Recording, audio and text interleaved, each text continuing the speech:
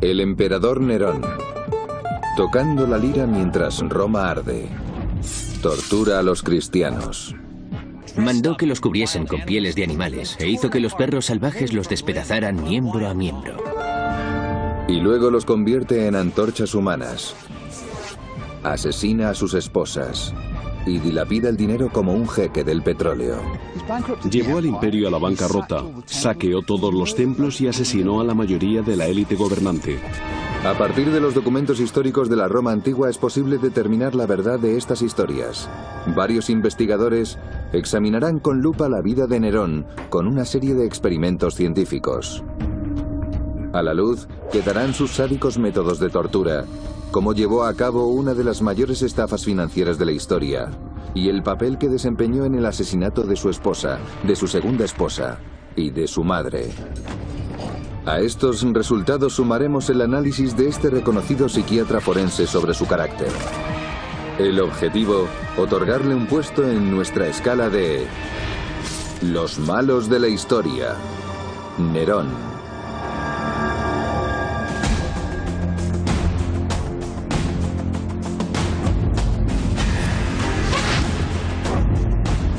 Nerón solo fue emperador de Roma durante 13 años. Pero en ese tiempo logró situarse entre los mayores tiranos de la historia. Hacia la mitad de su reinado, solo su presencia hacía temblar de miedo a los romanos. Nerón tenía suficiente madurez psicológica como para estudiar su personalidad. Su vida es como el argumento de una película moderna. Siempre intentó hacer valer sus deseos apoyándose en el papel que le habían asignado, concretamente el de emperador de Roma. Para entender mejor a Nerón, el psiquiatra David Malott analizará su conducta y le asignará un puesto en este gráfico que ilustra la personalidad de los grandes malos de la historia, para compararlo con la de otros personajes infames. Si estudiamos sus antecedentes, su historial es de lo peor. Nerón ascendió al poder tras el asesinato de su tío, el emperador. Vertió en el vino de su hermanastro y rival una dosis letal de veneno. Siempre asesinó descaradamente para conseguir lo que quería. Intentó aplastar a su madre aparentando un accidente. Y tras fallar, ordenó a sus hombres que la mataran. Acusó a los cristianos del incendio de Roma y los quemó vivos a modo de venganza. La masacre de los cristianos acusados de haber incendiado Roma fue tan brutal, tan terrible. Azotó y marcó a hierro a los senadores que le disgustaban y pateó a su mujer embarazada hasta matarla.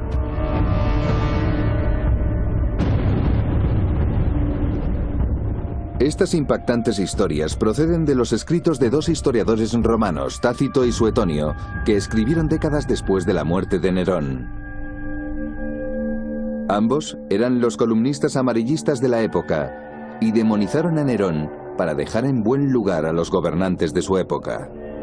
¿Cuánto hay pues de creíble en sus historias? Para descubrirlo hemos comenzado por analizar la infancia de Nerón. Nerón nació en el año 37 de nuestra era, en el seno de una familia romana con muchos problemas. Su padre murió cuando Nerón tenía solo 3 años y durante un tiempo su modelo masculino fue su tío Calígula. No exactamente el tipo de amigo con el que jugar un rato a la pelota. Nerón tampoco encontró cariño en el regazo de su madre, Agripina, la hermana pequeña de Calígula. A Agripina no le importaban demasiado los valores familiares. Agripina estaba desquiciada. Su hermano Calígula la maltrató y acabó desterrándola. Creció pensando que el asesinato y el incesto eran la norma y estaba perfectamente preparada para utilizarlos a su conveniencia.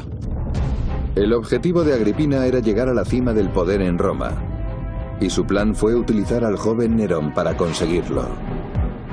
Esta es la calzada que conduce a Roma, pero también la vía de ascenso al poder para Agripina. En la antigua Roma las mujeres no podían ejercer el poder. Ese era un trabajo de hombres, pero Nerón sí podía ejercerlo, y si Nerón estaba en Roma, Agripina podría mover algunos hilos. Primer paso: acercarse al centro de poder. La hermosa y astuta Agripina seduce y se casa con el emperador Claudio a pesar de ser su tío. El matrimonio incestuoso de Agripina con Claudio molestaba tanto al pueblo de Roma como nos puede molestar a nosotros. Pero Agripina era una mujer dispuesta a todo con tal de alcanzar el poder. Agripina presiona a Claudio para que adopte a Nerón y para que lo haga heredero al trono por encima de su propio hijo, Británico. Nerón se convierte en el futuro emperador. Nerón se vio de repente frente a un gran cambio en su vida. Lo habían nombrado futuro emperador de Roma y jamás lo habían instruido para serlo. No estaba preparado y psicológicamente no está del todo claro que lo desease. Se vio obligado a cumplir ese papel para ser el títere de Agripina, su madre. Según las fuentes, Agripina estaba impaciente por llegar al poder. Tácito y Suetonio dicen que Agripina quería ver a su marido muerto. Ella era poderosa y supo a quién recurrir, a una envenenadora convicta, Locusta. Era prácticamente imposible envenenar la comida del emperador. Pero Agripina encontró la manera. Según las fuentes, Claudio encontró la muerte durante un banquete de borrachos, tras ingerir un plato de champiñones envenenados.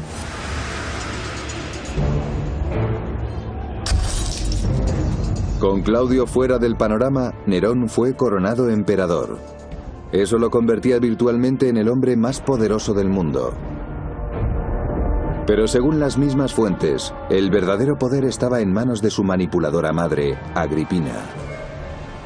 ¿Esconden estos relatos un ataque a la hermana de Calígula o hay algo de cierto en ellos?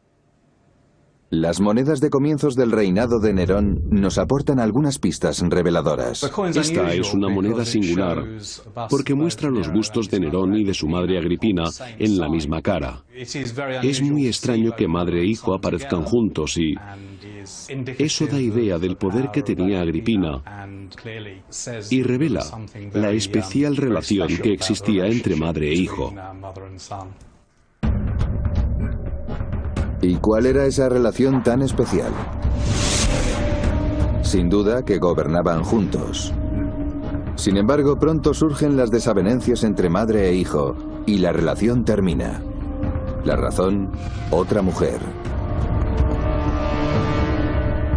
En el año 55 de nuestra era, Nerón, un chico de 18 años, se enamora perdidamente de una liberta y Agripina no lo tolera.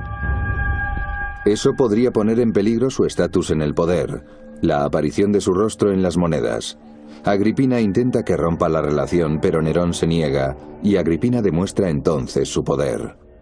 Nerón no gobernaba en Roma con todas las garantías. La razón es que Claudio tenía un hijo natural, el hermanastro de Nerón, Británico. Nerón lo había desplazado, y Agripina intentó entonces destituir a Nerón y cederle el trono a Británico.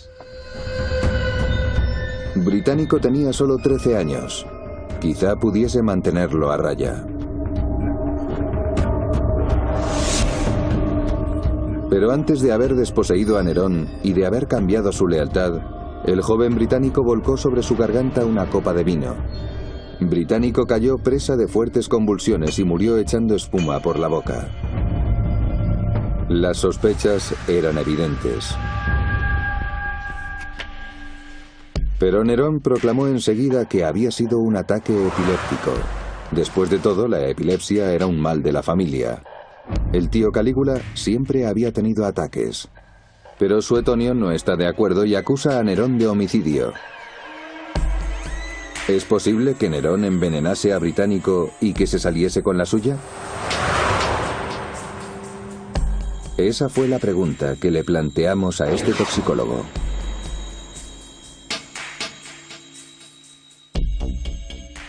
En aquella época había muchos venenos disponibles, todos al alcance de los envenenadores y de Nerón. A mí se me ocurren 3 venenos posibles.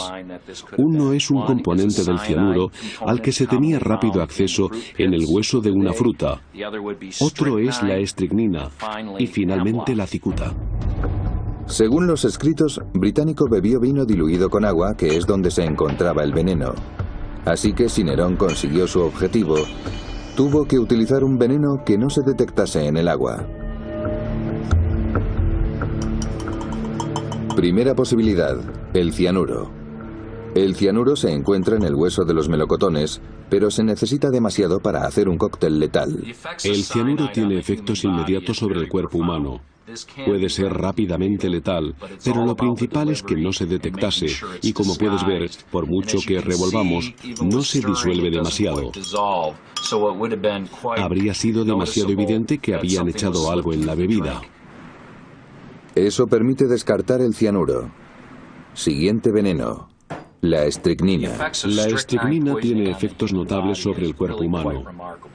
En cuanto entra en el organismo, el paciente empieza a experimentar síntomas muy desagradables, fundamentalmente espasmos musculares, como si tuviera rabia. Los síntomas encajan, pero la estricnina es extremadamente amarga. Británico la habría notado al primer sorbo. Eso nos deja con la cicuta. La cicuta es una de las plantas más tóxicas del planeta, si no la más tóxica. Como puedes ver, el agua queda transparente y es difícil de detectar. Sus efectos son inmediatos. Este era el veneno ideal con el que Nerón y sus envenenadores pudieron matar a Británico. Por otro lado, uno de los síntomas más conocidos de la cicuta es que provoca convulsiones, y así Nerón lo tendría más fácil para atribuir la muerte a un ataque epiléptico. Así que Nerón, quizá con la ayuda de la envenenadora Locusta, pudo matar a Británico. Disponía de los medios, el momento ideal y un motivo de causa mayor para hacerlo. Y además, su proceder es sospechoso. Británico murió en extrañas circunstancias, y su entierro fue aún más sospechoso. Fue precipitado y brusco. Tuvo lugar al día siguiente sin la ceremonia y la solemnidad que corresponderían a una persona como Británico. Había que deshacerse de las pruebas rápido. Los historiadores están convencidos de que todo esto apunta a que Nerón asesinó a su joven hermanastro. Fue la primera vez que Nerón asesinó para conseguir lo que quería, y con ello dio un grandísimo paso. Con este gesto, Nerón salió de la sombra de su madre Agripina. Ella le había enseñado bien y ahora nada podía detenerle.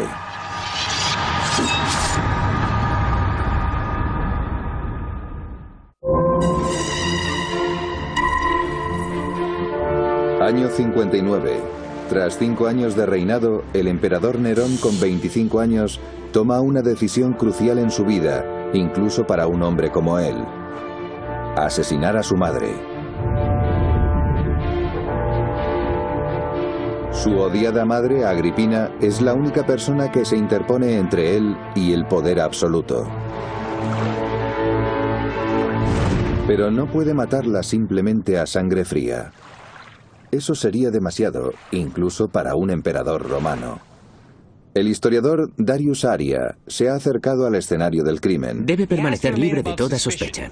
Según las fuentes que existen, hizo que pareciese un accidente.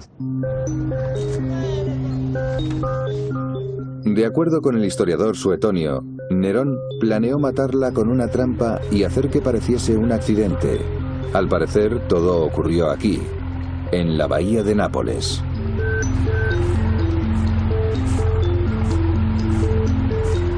Nerón invitó a su madre, que estaba en Roma, a las festividades de Minerva. Era la coartada perfecta. La recibe en vallas con gran pompa. Y la sube a un barco hecho especialmente para ella, desde el que iba a poder contemplar las fiestas. Pero el aparejo del barco tenía truco. La verdad, parece el argumento de una película de James Bond. Según se cuenta, el barco llevaba un dosel lastrado con plomo que debía caer sobre Agripina y aplastarla. Pero para que cayese en el momento exacto, hacía falta un mecanismo de inicio y varios cómplices suficientemente temerosos de Nerón como para mantener la boca cerrada. ¿Pudo Nerón, con esta ayuda de expertos, conseguir su objetivo? Paul Swayze, ingeniero, y Robert Mason, historiador, pretenden descubrir si con la tecnología romana de la época se pudo haber puesto en marcha tal artilugio. Esta podría ser la réplica de una barca real de la época de Nerón. La sociedad romana se basaba en la jerarquía, y la persona de mayor importancia en esa jerarquía tenía asignado este banco, donde se podía reclinar. Así es. Por encima de su cabeza habían diseñado un bonito dosel, así que lo único que había que hacer era soltarlo sobre ella, y listo. Este sería el escenario del crimen, justo aquí. El mástil era el punto donde quedaba anclado el dosel y desde donde se manipularía para situarlo sobre la cabeza de Agripina. El único problema era cómo soltar el dosel sobre ella. Los romanos eran experimentados herreros y conocían diversos anclajes falsos, como este. Este es el peso que cuelga de este aro. Este es el punto de sujeción. Y aquí hay otro lazo que rodea este saliente. Este arco negativo es el que sujeta el lazo en su sitio, pero haciendo palanca desde arriba. Hasta un niño podría soltar miles de kilos de peso. Esto que has dibujado es una trampa muy utilizada por los romanos durante los asedios. Perfecto. Así que vamos a construirla. Vamos.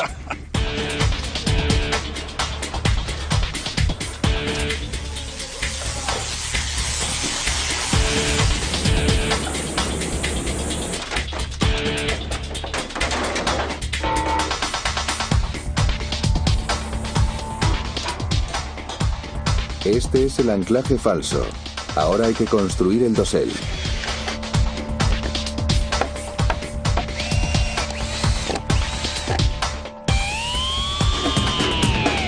Bueno, ya está. Aquí tenemos la polea. Muy bien. Y lo siguiente que tenemos que hacer es colocar el pasador. Ahora solo falta añadirle peso y... con eso quedará firme.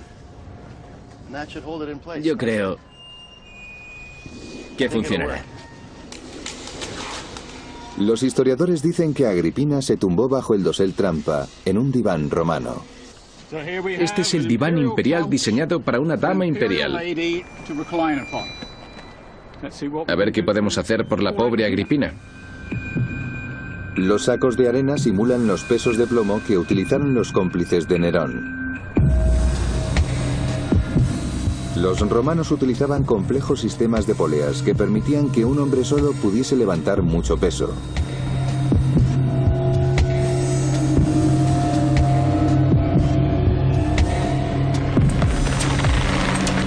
Comienza la función.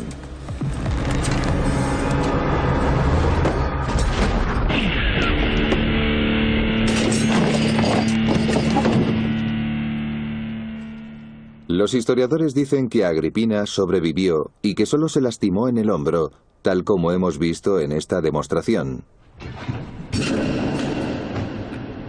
Eso es probablemente lo que le ocurrió. El cabecero y el pie del diván evitaron que sufriese un daño mayor.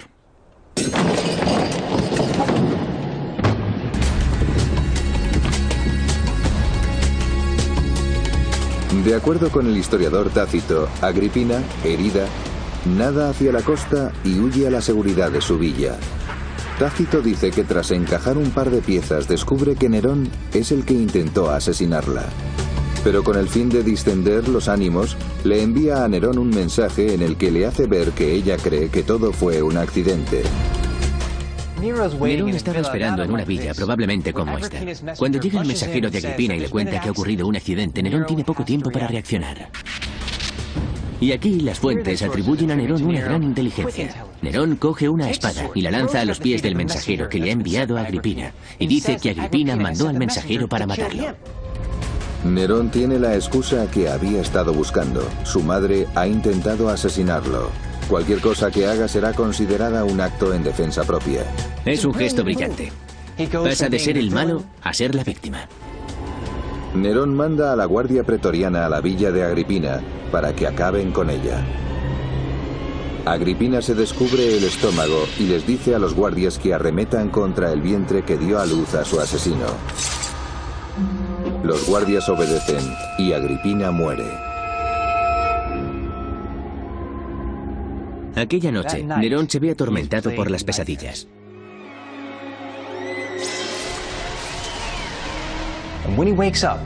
Al despertar anuncia: hoy comienza mi reinado. Finalmente tenía el poder en sus manos. Y no podía haber tenido mejor profesora, su madre. Los romanos empiezan a vigilar nerviosamente a quién tienen detrás. Si el emperador es capaz de matar a su madre, cualquiera podría ser el próximo. Los senadores, nerviosos, le envían mensajes sin sentido de gratitud y enhorabuena. Tras deshacerse de Agripina, Nerón se vuelca ahora en el siguiente obstáculo de su vida, su mujer Octavia. Octavia es muy popular, pero a Nerón no le importa. Él solo tiene ojos para su amante liberta, Popea, que ahora está embarazada. Se divorcia de Octavia y la expulsa de Roma. Se casa con su amante, Popea, y así rompe los últimos lazos que le unían a su madre Agripina.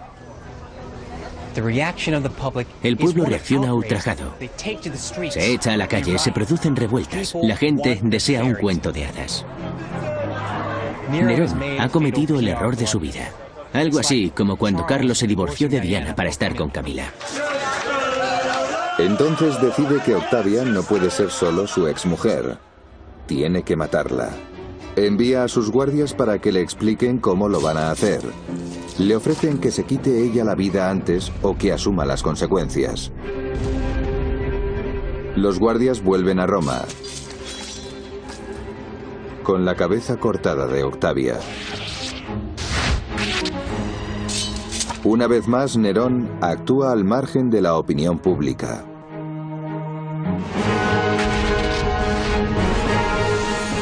Nerón podía ser ahora el hombre que siempre había querido ser. Según nos dice Suetonio, su deseo era ser poeta, actor y músico.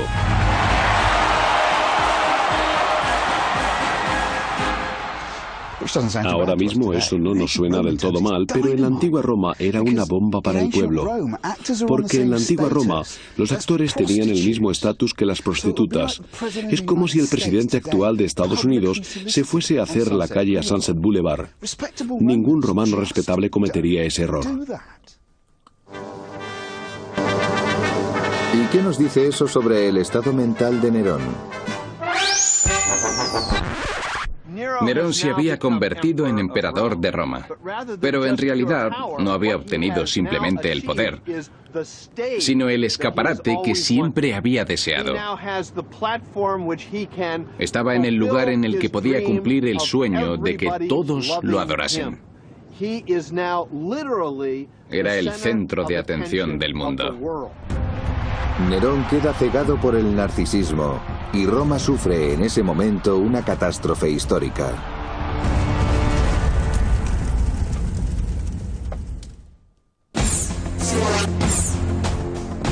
Tras 10 años de gobierno y con 27 años, Nerón se plantea permanecer largo tiempo en el poder.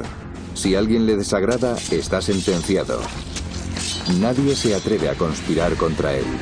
Los romanos pasan el tiempo temiendo por su vida o encogiéndose de vergüenza al ver los vulgares numeritos que representa en escena. Los análisis psicológicos apuntan a que Nerón no podía controlarse. Nerón tenía adicción a las multitudes. Le fascinaba la adulación. Ya no le bastaba con nada. Esto forma parte de su patología. Demuestra que en lo más profundo de su ser necesitaba el amor incondicional de la multitud.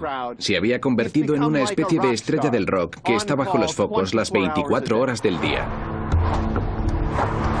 Con tales antecedentes no extraña su comportamiento durante un terrible suceso: el gran incendio de Roma.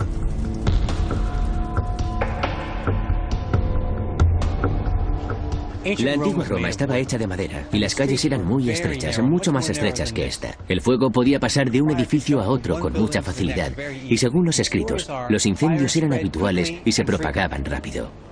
El incendio que ocurrió durante el reinado de Nerón fue el más destructivo que azotó Roma en la historia. La mitad de la ciudad quedó destruida.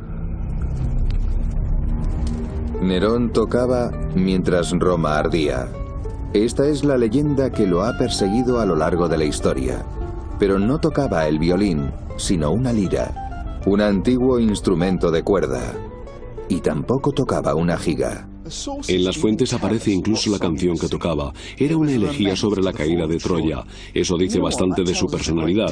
En realidad nos dice que no tocaba simplemente mientras Roma ardía por las razones que nos podamos imaginar. Piénselo un momento. Era un artista. Así que cuando vio esta gloriosa ciudad ardiendo, quizás se sintió motivado para coger la lira y cantarle a una ciudad que había sufrido un destino similar, Troya. Este es el momento que marca el comienzo del descenso de Nerón hacia la locura. Realmente no lo hace porque esté loco. No está glorificando la muerte de Roma. En lo más profundo de su alma está llorando. Pero cuando los gacetilleros se hacen eco de la noticia, su imagen queda en entredicho. Nerón no se daba cuenta de que la gente no le podía entender.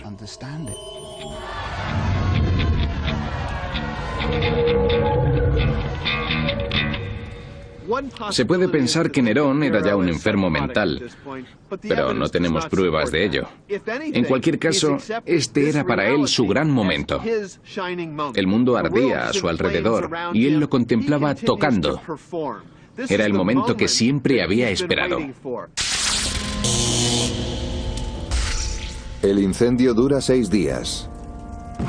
Se extiende el rumor de que fue provocado. Los romanos exigen justicia. Nerón encuentra rápido un culpable. Un grupo de fanáticos religiosos que se han convertido en una molestia para los ciudadanos, los cristianos. Los cristianos fueron la excusa perfecta para Nerón porque eran una secta al margen de la sociedad.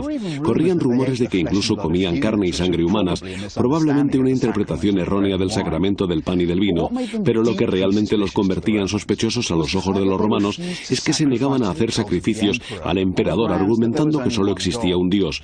En términos modernos eso sería como rechazar jurar lealtad a la bandera estadounidense bajo el pretexto de que representa la imagen de Satán. Eso los convertía en el perfecto chivo expiatorio. Habían llegado a circular panfletos cristianos que decían que Roma ardería en el fuego del infierno por adorar a dioses falsos. Para los romanos, sin duda, aquello era una razón para haber provocado el incendio. Nerón ordena que se detenga a los cristianos y que se les someta a una atroz forma de castigo. Nerón opta por el flagelador, una forma sofisticada de látigo.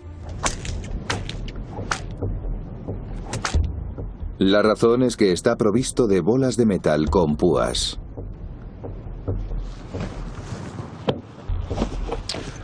Vamos a utilizar esta pierna de cerdo para simular lo que ocurriría. Hay que tener en cuenta que la piel del cerdo es mucho más gruesa y mucho más dura que la piel humana.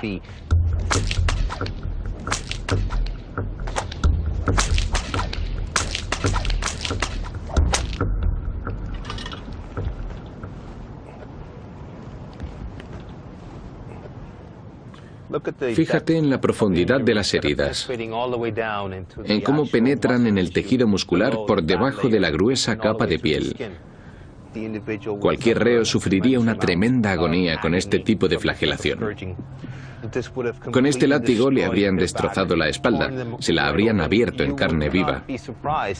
Lo más probable es que a algunos les rompiesen los omóplatos y las costillas y que sangrasen abundantemente. Es posible que el reo aguantase varias horas este tipo de tortura antes de caer muerto. Para no morir, había que ser un experto.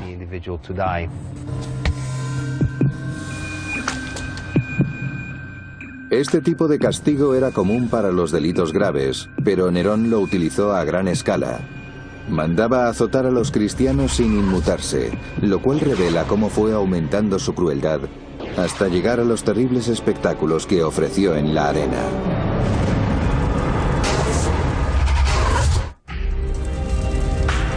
El fuego había destruido la mayor parte de Roma. Nerón creyó que había sido intencionado y culpó a los miembros de la religión incipiente. Las represalias fueron salvajes. Los romanos estaban acostumbrados a los derramamientos de sangre en la arena, pero lo que les hace Nerón a los cristianos es excesivo.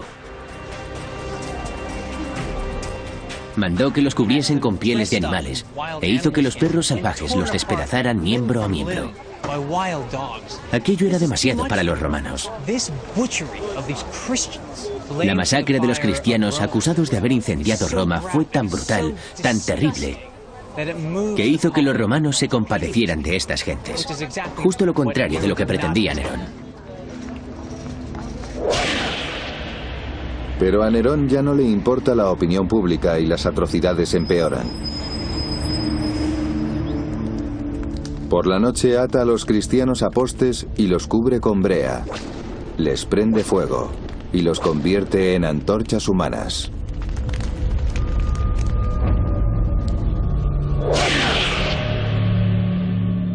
Roma es una ciudad en ruinas y Nerón comienza la reconstrucción. Pero sus prioridades no son bien recibidas por los romanos sin hogar. Hace que le construyan un palacio todavía más grande y ostentoso, cuyas tierras se extienden desde aquella colina del monte Palatino y por el valle del Coliseo hasta el monte Esquilino. La principal construcción era la Domus Aurea. El palacio deslumbraba por el color dorado de su estructura.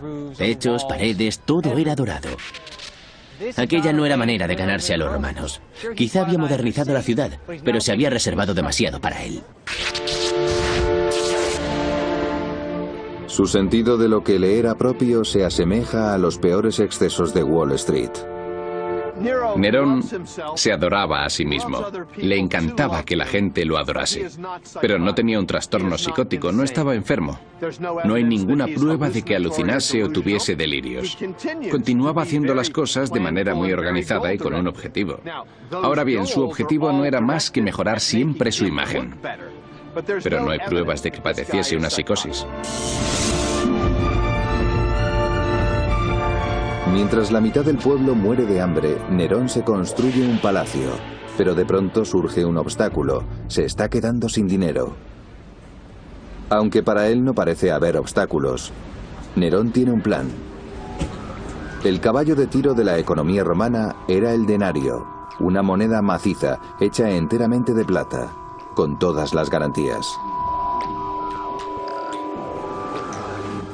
En la antigüedad era muy importante para cualquier persona, para el ciudadano común, tener la seguridad de que le pagaban con una moneda de plata auténtica, ya fuese un soldado romano, un senador o un simple campesino. Los historiadores dicen que Nerón ideó una manera de aprovechar al máximo el denario. Al parecer fue a la fábrica de monedas e intimidó a los fabricantes para que diluyesen su contenido en plata. Pero los análisis químicos que se habían hecho de las monedas del reinado de Nerón, identificadas por su rostro, no corroboraban esta teoría. Los análisis demostraban que la plata era pura, así que todo parecía una exageración. A pesar de todo, Matthew Pontin decidió investigar un poco más y se atrevió a perforar una de estas preciadas monedas. Los análisis nos permiten saber cuánto cobre se añadió a la plata de las monedas de Nerón, porque hemos hecho un análisis del interior de la moneda en vez de estudiar las capas exteriores, que sin duda tendrían un contenido más rico en plata en el momento de acuñarse. La muestra del interior de la moneda pasa bajo un espectrómetro de absorción atómica que mide el contenido de plata. Nos está indicando una cifra de 170 partes por millón en esta muestra concreta, que trasladado al porcentaje de pureza nos da un valor de un poco menos del 80%. Eso significa que la administración del imperio se ahorró mucho dinero. El otro 20% es cobre.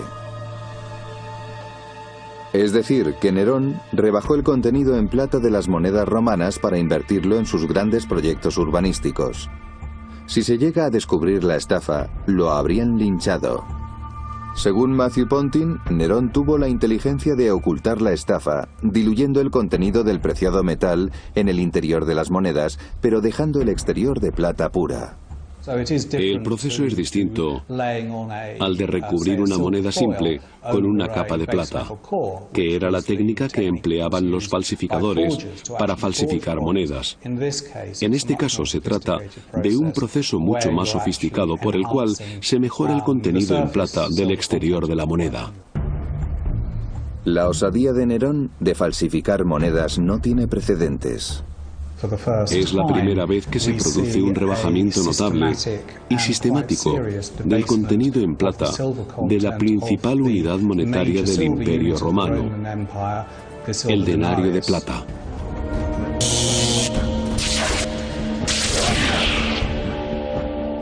A estas alturas es ya imposible controlar a Nerón.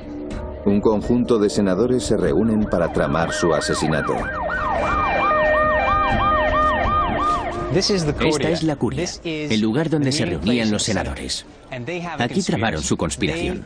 Querían destronar al emperador, querían acabar con su poder y asesinarlo. Pero Nerón estaba preparado para cualquier cosa. Tenía recursos para todo. Al fin y al cabo, su madre le había enseñado a defenderse. Y su intervención fue brutal, rápida y eficaz. Los conspiradores se enfrentan a la ira de Nerón. Los culpables son marcados a hierro, flagelados, descuartizados y exhibidos ante el público.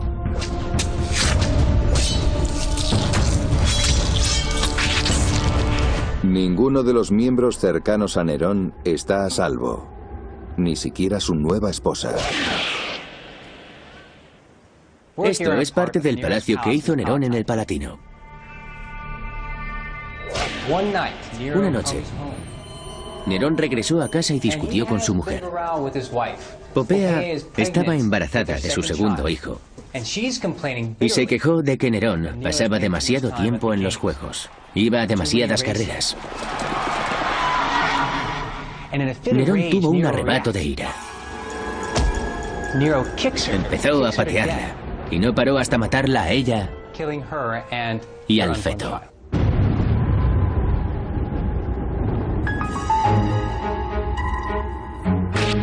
Nerón abandonó cualquier pretensión de gobernar su imperio y se fue a Grecia a explorar su lado creativo.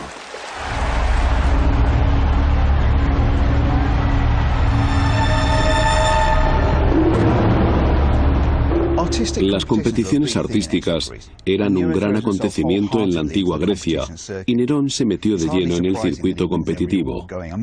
Increíblemente gana todos los premios. Le daban incluso premios por pruebas en las que no había participado. Según Suetonio ganó 1808 premios, es decir, 5 premios al día durante todo un año. Me resulta sinceramente muy poco creíble. Pero a su vuelta le espera la cruda realidad. La rebelión está a las puertas. El Senado romano aprueba una resolución que lo declara enemigo del Estado. Finalmente, se le acaba la suerte.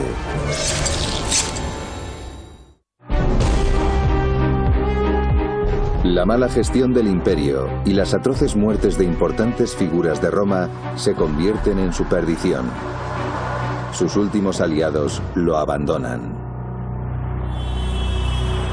Nerón se queda sin alternativas, ha conducido el imperio a la bancarrota, ha saqueado todos los templos y ha asesinado a la mayor parte de la élite gobernante. Su única opción es suicidarse dejándose caer sobre su espada. Al parecer sus últimas palabras fueron: «Oh, qué gran artista muere conmigo». Pero yo creo que esas palabras no dicen gran cosa. En realidad es tan teatrero que no es capaz ni de hacerlo solo y necesita que lo mate un compañero.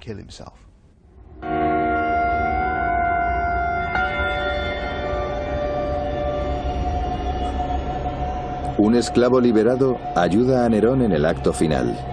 La cortina cae por última vez. Nerón tenía 30 años.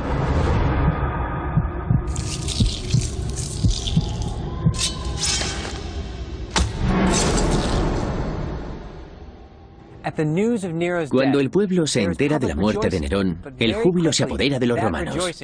Pero pronto ese júbilo se transforma en ira. Los romanos no lo querían solo muerto. Querían eliminar cualquier recuerdo de él.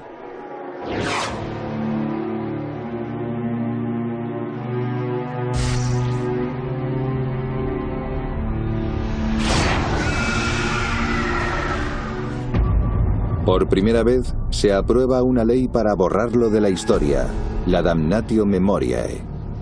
Tras la noticia de la muerte de Nerón, el Senado actuó de forma inmediata. Aprobó la Damnatio Memoriae.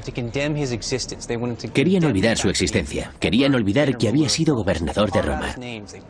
Así que borraron su nombre de las paredes, tiraron sus estatuas y dejó de existir. Pero cuando un futuro gobernante quería mencionar a un predecesor peor, siempre ponía el ejemplo de Nerón, famoso por sus terribles crímenes.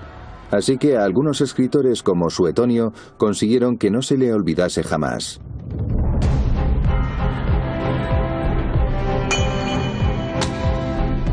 Envenenó a su hermanastro y mandó a asesinar a su madre.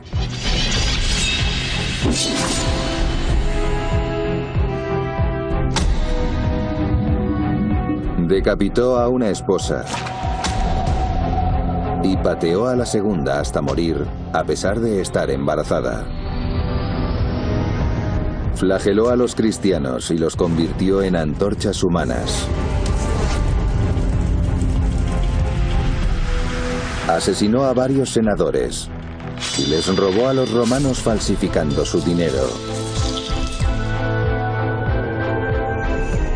¿Dónde dejan estas acciones a Nerón con respecto a los demás malos de la historia? Nerón no torturaba ni mataba por la excitación que le producía, como su tío Calígula. Tenía siempre un objetivo. Mataba para conseguir alguna mejora personal o política, como Julio César.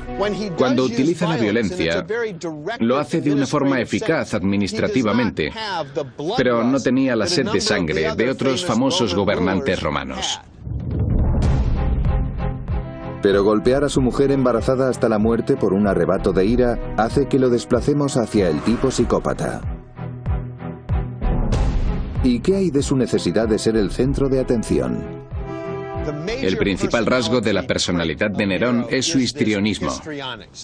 Era una persona con un trastorno histriónico de la personalidad. La teatralidad y la superficialidad, esa necesidad de atención, eran el eje que dirigía su vida. Nerón sale bastante mal parado de nuestro análisis. ¿Con quién se le podría comparar en términos históricos? Cuando intento comparar a Nerón con algún personaje histórico más reciente, busco a alguien que, como Nerón, necesitase un púlpito, alguien que necesitase la adulación de la multitud, alguien que quisiese ser el centro de atención, y al mismo tiempo tiene que ser alguien despiadado e inmoral. El primero que se me ocurre es un gobernador reciente de Italia, Benito Mussolini. Mussolini era un dictador con un gran ego, un lado oscuro de crueldad y un gran don para el teatro.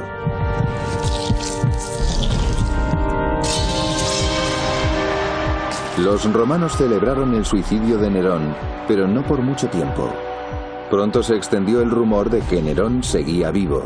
Lo habían visto cantando y tocando un instrumento. Estas visiones son comunes también en la actualidad. Pensemos en Elvis. Elvis desapareció. Elvis está muerto. Pero se le ve por aquí y por allá y mucha gente se lo cree. Mucha gente sigue creyendo en la actualidad que sigue vivo. Es el mismo tipo de leyenda que rodea a Nerón. Tal fue el impacto que causó en la sociedad romana. El último deseo de Nerón fue que lo recordasen como un gran artista. Pero no resultó ser así. El trastorno de su madre y su extremado egocentrismo solo consiguieron que sus 13 años de reinado se recuerden no como una época dorada de las artes, sino como el reinado de un tirano y un asesino despiadado.